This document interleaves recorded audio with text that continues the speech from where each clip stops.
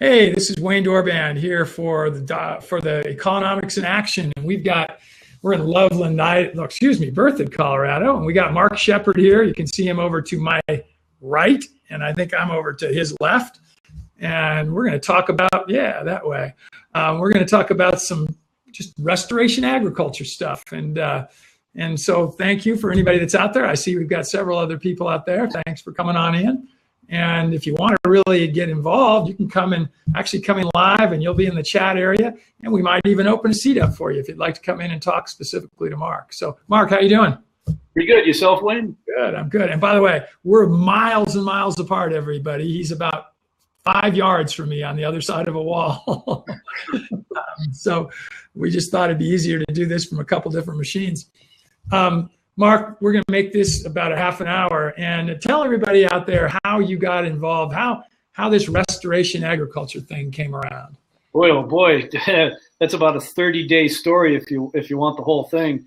But basically, I grew up in the 60s and 70s during the oil embargo years of the middle 70s.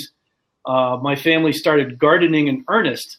We had some of the biggest gardens in the town that we lived in and for miles around. My dad probably had an acre or 2 acres of gardens in the backyard.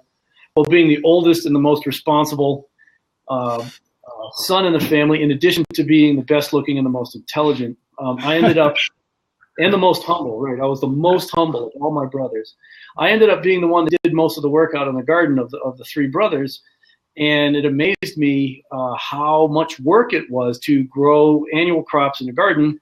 You're in the hot sun, you've got exposed soil, you're getting dusty, the sweat on you is collecting all the dirt, then it starts to drip and turn into mud. And I'd be happy as soon as I could finish in the garden, because then I'd be allowed to go run and play in the woods.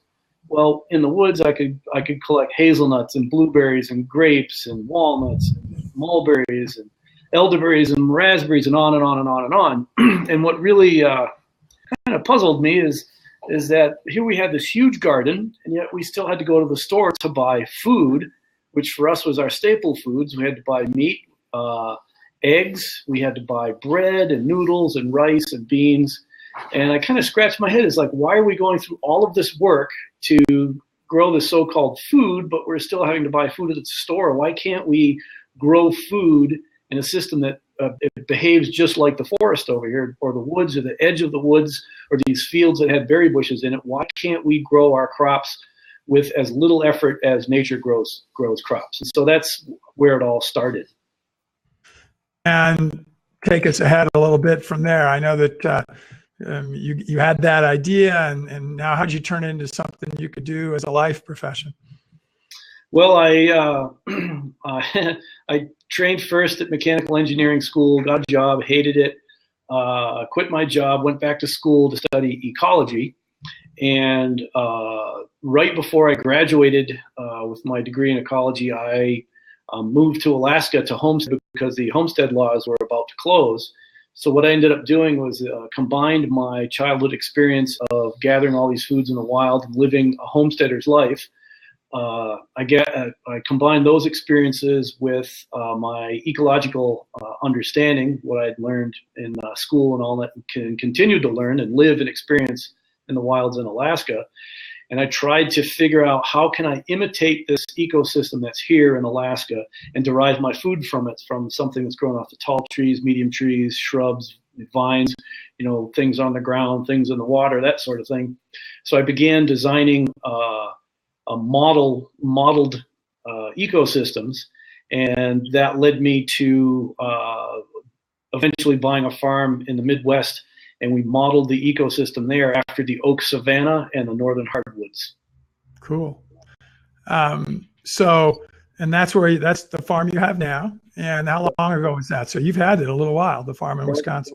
21 years now. Yeah, you got to understand, of course. So 20 years ago, I knew about 20 years less than what I do now. And so it was the beginning stages. How do we manage our water so that the rain that falls in the sky doesn't just run off as floods? How do we get it to slow down, spread out, soak in, so we can water our crops over the long period of time, especially the big, long, dry months in the summertime. We have, anywhere from a month to 3 sometimes with no rain in the summertime big thunderstorms in the spring, usually gray drizzlies in the fall, but sometimes the middle of the summer can be dry. So how can we design that system that way? I had to figure it all out on my own back when there were only like 3 books on permaculture in print anywhere. One book that I ended up getting, it took several years to get it, was a book called Water for Every Farm by P.A. Yeomans. If you can imagine an out-of-print book from Australia in the agricultural market, it's like a sliver of a sliver. Who knows how many hundreds of copies were even printed. I eventually got a copy of that and started to implement keyline design principles on the farm in Wisconsin. Had to modify them quite a bit because where we're located in southwest Wisconsin is a lot more complex landscape than was ever encountered in Australia. So we started 20 years ago with what we knew, the best we had, the tools that we had available to us. And anybody who's ever used an A-frame, we had a little triangle made out of wood with a string and a bolt hanging from the string to help us measure levels. And we surveyed 110 acres and laid out water management channels and ponds on the entire 110 acres. Good morning. Mark Shepard is a farmer. Carbon. Now, on your machine there, Mark, turn that off. I just put that on there. So Okay, I don't know how to show you. All carbon sequestration. So one of the cool things about this platform is we can put videos up. And so a little bit further on here, I'm going to just play this ahead. And anybody who's watching this, if you want to be playing in the background and be watching, because I think this is going to be pieces of Mark's farm. He actually told me earlier this was something that was, I think, taken from you without your approval, Mark, on this video. So if it's a 2 hour and 35 minutes one, yeah, that is, yeah. Yeah. But that's your farm, I think, that we're looking at down underneath here. Is that correct or not? I don't see. I see the picture of me reclining in a chair with my forearm over the back. Okay. So everybody can play. What's cool about this is that you can play it ahead if you people that are listening, or you can actually just be looking at the same thing we're looking at. Eldon, welcome, by the way. Eldon is actually an alpaca friend of mine, and he comes on these blabs with us at times. So we're talking with Mark Shepard today about restoration agriculture, Eldon. So on your farm today, Mark, take us ahead that 21 years. What did you expect you might see 21 years ago, and what have you got now? How similar is it what you expected, and how different is it? Well, because we started by modeling the system after the oak savanna, I knew what it basically would look like when we started setting it up, because even if it didn't work financially as a farming enterprise, it would work as an ecological restoration because we were imitating a natural plant community. So the oak savanna, in order of height, we start with the Fagaceae, which in the oak savanna obviously is oaks. Then in a understory would be Malus, which were once upon a time prairie crab apples. We substituted, commercial varieties of common apples. Hazelnut as a shrub. Berries and plums also in the mix. A major substitution that we did in the upper layer for chestnuts, we put in another Fagaceae. For oak, which is a Fagaceae, we put in another Fagaceae, which was chestnut, that produces more regularly. Every single year it puts out a crop. Then as a cane fruit layer, we have raspberries, elderberries, grapes, currants, and gooseberries in the shade, and then of course grass all over the place, and then livestock eating the grass. And if you think about once upon a time before, people or Europeans especially got to North America, there were animals all over the place grazing in grasslands that were punctuated by trees and shrubs and bushes and vines. Well, these were the species of tree and shrub and bush and vine that were native and natural to North America. So I knew what it would kind of look like. I just didn't know how we were going to pull it off short term and cash flow through the years. And what helped us with that are the agroforestry practices, especially alley cropping and silvopasture. Alley cropping being where you have your rows of trees and you grow your cash crop in the alley in between the rows of trees. And silvopasture would be where you have your rows of trees. While we're waiting for these trees to grow, we're cash flowing in silvopasture from livestock that's grazed in between the rows of trees, or an alley cropping from a cash crop in between rows of trees. And our primary cash crop in alley cropping systems were organic produce, And the livestock that we've used are mostly cattle and pigs. Every once in a while, some sheep, and every once in a while, lots of chickens and ducks on occasion. I want to get some ducks. I love runner ducks. They're cute. So, again, is there? You said not a lot of surprises. That's a good thing. And could that be what anybody would expect? And again, I know that one of the things you do in your business is you help people come up with plans and designs, and then you implement them. And I know that's quite different than some do. And you hope there's not a lot of surprises, right? You hope that what you designed today is what you end up getting 20 years down the road. And in part, we can be confident in that because these plant communities, the plant communities that are natural and native to here in the oak savanna is one of them here in Colorado. Those species behave today like they did 90,000 zillion, years ago. They'll behave the same.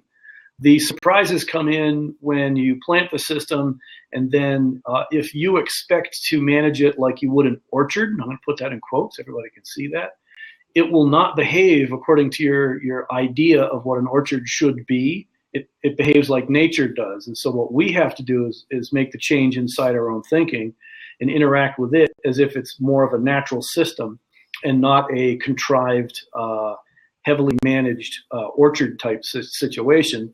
And the big difference being is if we're not using all the inputs that a orchard in a driven system would require, our expenses are much lower.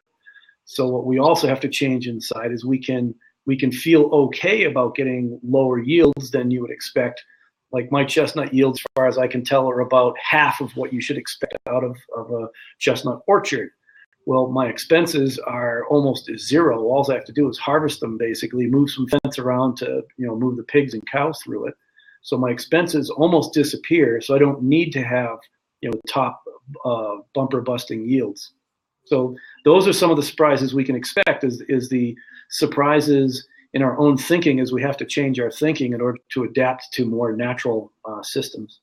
If that makes sense to anybody. Makes total sense. For those watching, do something with me. There's a little bit of an experiment. You do the same, Art. Take the video that you've got there right up to the 2-hour mark, because it's got a really cool little section there, and we'll just pause it there. So Mark, on yours, pull it up to that. So use your mouse or something and take it up to the 2-hour mark, because you're going to see an alleyway with some things growing in between. And I'd like you, if you could, to describe that to us. So everybody that's watching, do the same thing. Take your video up to right at the 2-hour mark. So explain to us what we're looking at there.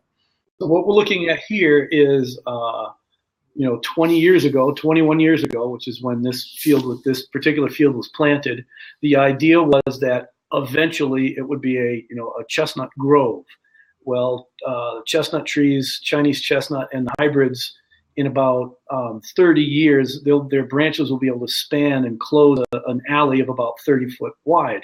So if I was going to start a traditional chestnut orchard, I'd plant my chestnut trees about 30 feet apart and then sit around and twiddle my thumbs for 10, 12, 15 years, taking care of these things, hoping that someday, maybe eventually I'll get an income out of the trees. Well, what we did is we planted them a little bit wider apart. So this is 45 foot wide. So in 30 years, which another 10 years or so, this picture is probably 5 years old, 6 years old. In another 10 years, the shade won't go completely across that alley, so we'll be able to grow grass and good pasture underneath it. So in the short term in that alley, we've grown all sorts of annual produce, from cucumbers to acorn squash. Would rotate out and grow small grains like winter wheat, winter rye, yellow sweet clover for nitrogen fixation. This happens to be in sunflowers right now. For a number of years, I was growing sunflower as an oil seeds crop. I'm part of a small group of farmers that have converted their tractors to run on straight vegetable oil, and we grow the oil seeds ourselves. I don't grow the sunflowers anymore because my neighbor with the combine, Zach, hates these narrow little alleys. He wants to have these big, huge, wide fields for his combine. But this right here, there's a picture of the same alley in my book, Restoration Agriculture, and it shows where I had a crop of sunflowers and a crop of green peppers and a crop of acorn squash in the alleys between the chestnuts. So that's a total of 4 total crops. Now, if, because of competitive interactions between the plants, if I only get a half a yield of chestnuts and a half a yield of sunflowers and a half a yield of peppers and a half a yield of squash, that's 2 total yields, a half and a half and a half and a half, plus any of the non-marketable product, whether it's cosmetically challenged, peppers or squash, and that all goes to the pigs. So there's an additional yield. I got my 2 total yields off that site plus animal feed. And then in the fall, after we've harvested all the chestnuts that we want, then we go turn the pigs loose to clean up the rest of the chestnuts that we missed. So the number of different times that we can harvest a yield from the site is off the charts, greater than it was just a straight agricultural field that we had to add compost and till, all of the classic things that I used to do as a little kid in the garden out in the hot sun and sweat. So Mark, go up to about the 204, almost 205, and the same thing for everyone watching. And you're going to see another alleyway, and this one's even got some writing on it, and it's interesting because you talk a lot about succession, I know. So maybe bring succession into. Next, if you go to 203.44, I just got it. That's the over-yielding polyculture at 203.44. Yes, got it. All right. Sunflowers, green peppers. Wow, look at this. Yeah, everybody. And chestnuts.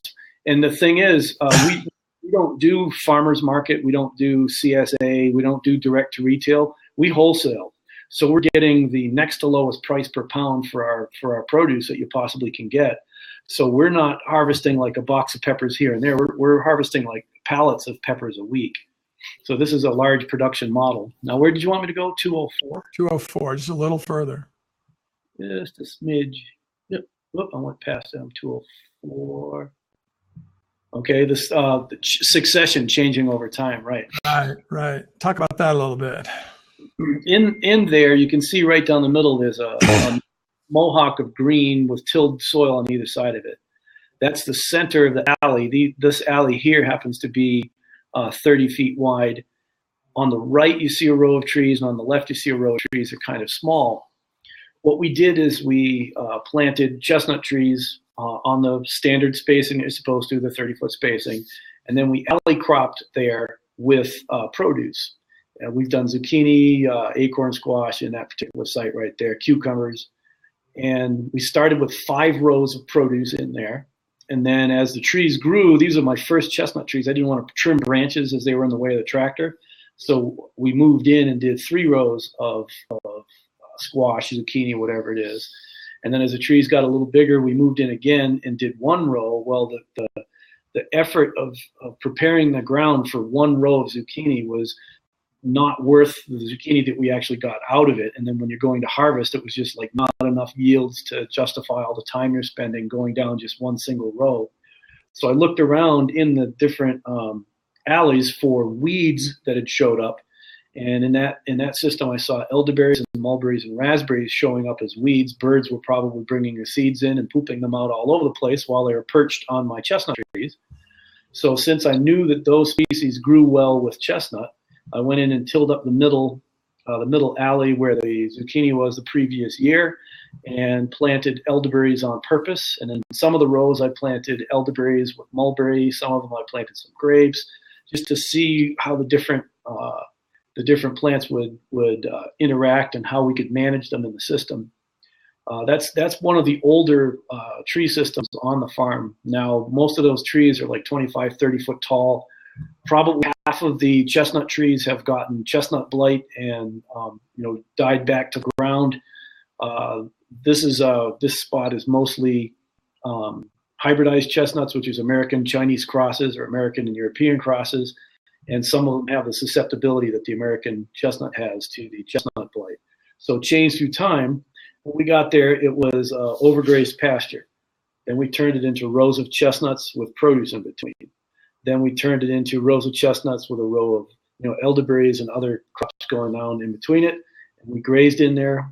And then all of a sudden, maybe 50% of the chestnuts die through time. That's what we have to get used to because nature is always changing. When people have in mind this idea of an orchard, they think a tree is all standing straight and tall in a row like they're supposed to, and it always looks the same. You mow the grass this way or you till the soil that way. and you spray for bugs, you spray for pests, you spray for diseases, and it's always the same. Well, nature is never the same. Our system is going to be different every single year, and we just have to learn how to interact with it instead of forcing it to behave according to some of our silly ideas. Awesome. You've told me about something I just love, and everybody, Mark's given such great little bits of wisdom here. It's called stun, and I want you to describe how you came on to that and what it means and what its relevance is. Tell everybody about that. Well, along with the theme of everything always changing, once upon a time, stun is an acronym I came up with, meant sheer, total, utter neglect. Because what happens when you're planting lots of trees is most of us who are into trees will read the books, how you're supposed to dig a $40 hole to plant a $10 tree and prepare the soil for 2 years ahead of time, and cover crops and compost and manure and then mulch and you tree stakes and all this kind of stuff to make sure that tree gets the best start. Well, if you're planting thousands and thousands of trees, you try to do the best that you can with the ones that you can, and you find that you just can't keep up with it. Life rears its lovely head. There's kids, there's school, there's music, there's games, there's all these different things that you have, all these obligations you have to take care of, and the trees just kind of get ignored. So what I noticed is where I was really taking care of those trees and giving them all the attention, just like the book said, I had a higher survival rate. But the growth rate really wasn't all that different. There was the ones that were in an area that I just couldn't keep up with, and the weeds grew up. They didn't go as fast, but the amount of growth compared to the effort I put into it was amazing, because I didn't put any effort into it all. Well, now if I go to the trees that I've taken really good care of, now they're exposed. The deer see them. Now the deer come to eat my trees. Well, the ones that were in the weeds didn't get eaten by deer. It's like, well, that's fascinating. So now if I take care of my trees, I now have to protect them against deer too, simply because I'm taking care of the trees. So now I have extra work. Well, then now because they don't have any weed competition, they grow extra fast. And now they're susceptible to things like aphids. Aphids will go to plants that are growing super, super fast and suck all the sugars and juices out of it. They typically go to plants that have an excessive amount of nitrogen in them. And so now all of my young growth was getting these aphids on it, sucking and biting insects. Well, then when sucking and biting insects bite your plant, they're a vector for many diseases. So now my plants are getting diseases. So because I took care of my trees, they grew faster. Yippee! But because they grew faster and they were exposed, it attracted the deer. So now I have to protect against deer. And then they get attacked by biting insects, which they didn't if they were in the weeds. And then they get diseases because the biting insects got the diseases. So because I took care of them in the first place, I have to protect against deer and spray against pests and spray against diseases. It's like, this is insanity. Where does it stop? Whereas the trees over here in the grass, the deer never see them. They grow real slow, so they don't really attract the pest insects because they go to the fast-growing ones. And my cost was almost zero. So I kind of backed into this sheer, total, utter neglect as a management technique. And over time, though my wife Jen has corrected me, and I'll grant her this particular correction, is that it's not really sheer, total, utter neglect. It's strategic, total, utter neglect. You want to be able to take care of these plants when they're in the most critical phases of their lives, and that's typically for the first year or 2 or 3 when they're first getting established. If you plant them into a drought year, you'll want to make sure that you have water available to them on a weekly basis, which might mean hauling water in a tank, running T-tape, irrigation tape for drip irrigation. You might want to do a little weed control on either side to limit competition with grasses. And so there is a strategic amount of care that we can give them, but definitely not the care that you would put into an orchard in the typical sense of the word. So just a couple more questions. And Nick, hi there, man. If you've got any questions, this is his first day on Blab. Welcome. It's actually Mark's first day on Blab too. So we've got 2 guys. I go ahead, Mark, to 2:15:39. Really cool slide there. Everybody else, if you want to, if you're looking at this, take your video ahead to 2:15:39 and describe to us what you mean there. It's pretty obvious. You've got a question. Can you find 10 different types of garden produce? And then tell us about this garden and why it's so productive and pest free. This garden, in addition to stun, sheer total utter neglect, or strategic total utter neglect, we practice what we call strategic abandonment. And if you've ever had a garden, and most people paying attention probably have, you start with the best of intentions. You till the ground up, you plant all of your garden produce, and you do some weeding and some hoeing, whatever tools you have to make it look nice and neat. Get this beautiful dirt with these pretty rows of plants, and everybody's happy. Well, then it's 4th of July, and then it's really hot. You go to the lake, or you go to visit parents, or Aunt Sally gets married for the 9th time, so you got to go to the wedding. So all these things happen, and pretty soon, by the middle of the summer, your garden looks just like this, and it's a riot of weeds and stuff everywhere, and you just throw your hands in the air and you give up. Well, we do that on purpose. We know that's going to happen, so we plant extra plants in the springtime. And then if it's the things like salad greens or broccoli or kale, Swiss chard, we can go through and we do weeding. By weeding, we're removing the plants that we actually put in the salad bowl. And so instead of just generic weeds, we're removing weeds that are our food. And then as time goes on, all the other plants in between the garden beds grow up crazy. And look at all the flowers in here. What was interesting is the flowers in this picture.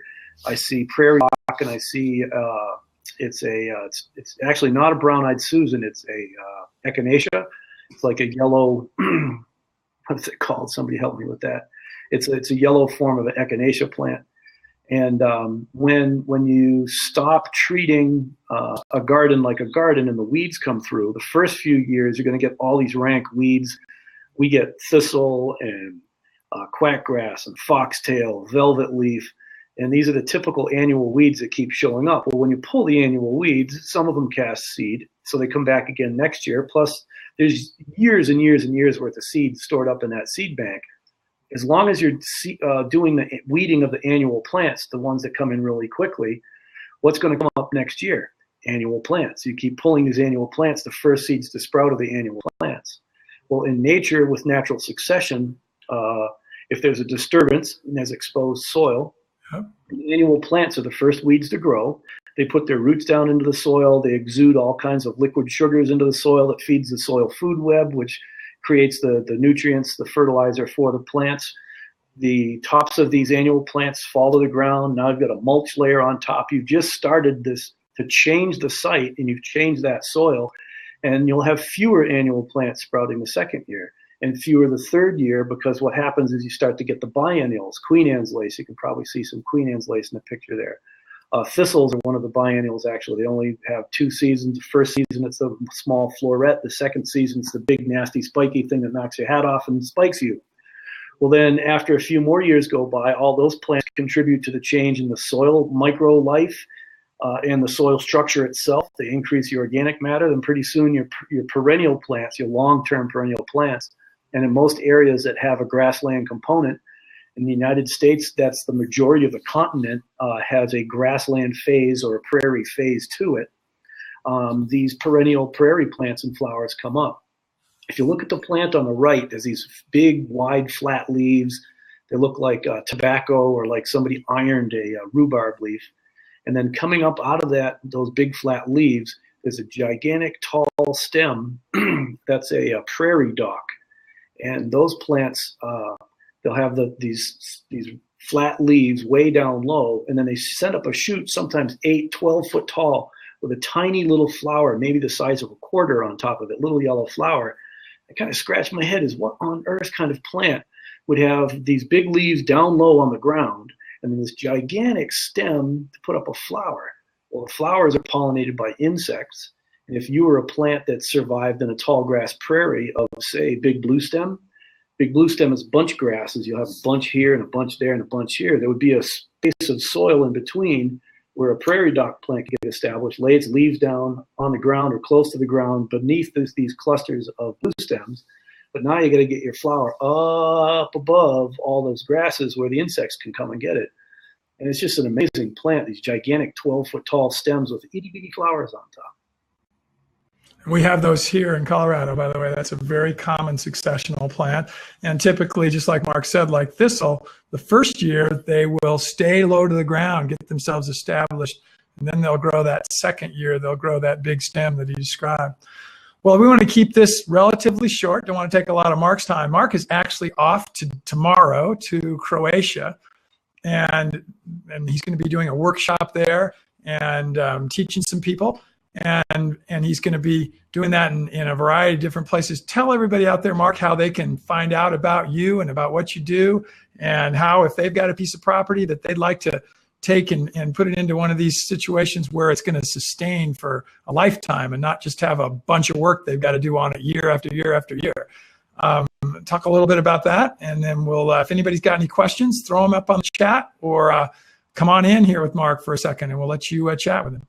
Well, one way to find out what I'm up to is to go to the Restoration Agriculture Development website, which is restorationag.com. That has links on it to the other websites that we have. On Facebook, it's Restoration Agriculture Development on Facebook. That usually is where we list all of the workshops and consultancies where people can participate in. Then Forest Agriculture Enterprises is the edible woody crops nursery. I'm wearing the hat right here. And actually, since it's late March, right now is the time to go and hurry up and buy your plants for spring planting. We specialize in especially in hybrid chestnuts, hybrid hazels, and Korean pines. The chestnuts and hazels are probably like 20 years into our breeding program, where we're selecting for plants that are pest and disease resistant, super cold hardy. We've gotten to 50 below zero twice in the past 20 years, so they're cold hardy. And then the pine nuts are Korean pine.